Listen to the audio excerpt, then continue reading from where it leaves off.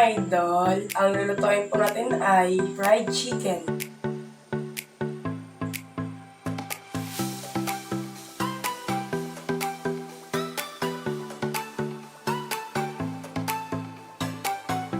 Ito po yung mga ingredients natin. Manok. Depende po sa mga manok na idol, legs. Tapos, cornstarch. Asin. Garlic powder. Chili powder, tapos paprika, egg, bawang, vinegar, tapos harina. Mag-prepare na po tayo sa ating lutuin.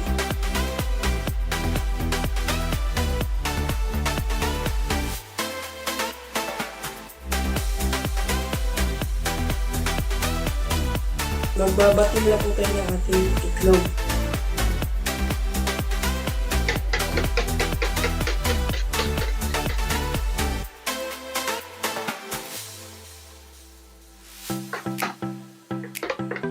Magmamarinate po tayo. Isang baso po mga idol, no? Tapos lagyan natin ng asin. And mix. Next na po natin yung bawang. Pang marinate lang po ito mga idol ha. Ilalagay na po natin yung manok or chicken.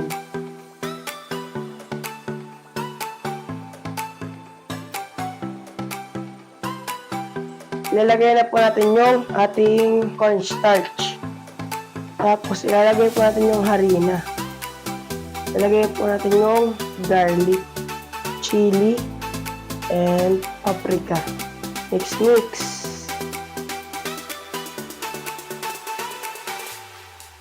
And maglalagay po tayo ng vinegar. Tansyahan lang mga idol, tansyahan lang.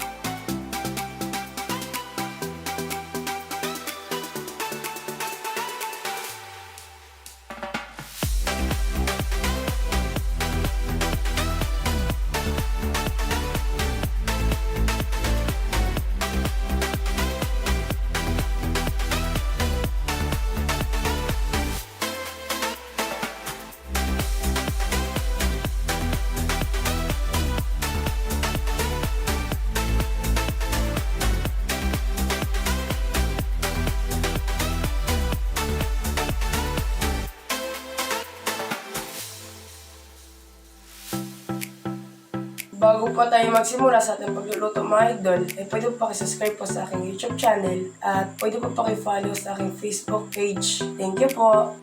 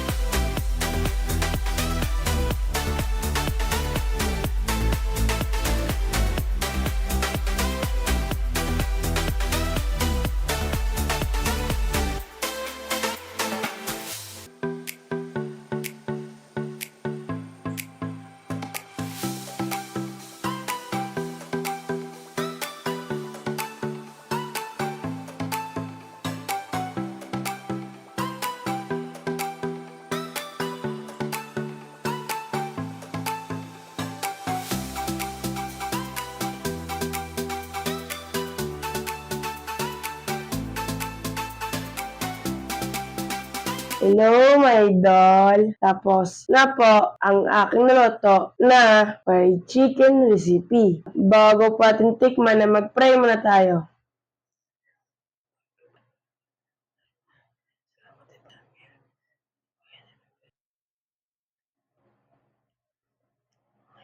Amen. Tikman na po natin. First bite tayo, my idol, no? Sa pakpak.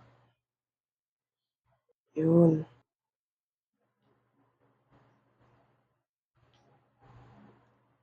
First bite. Ihipan lang natin, my idol, kasi mainit po ito bagong luto.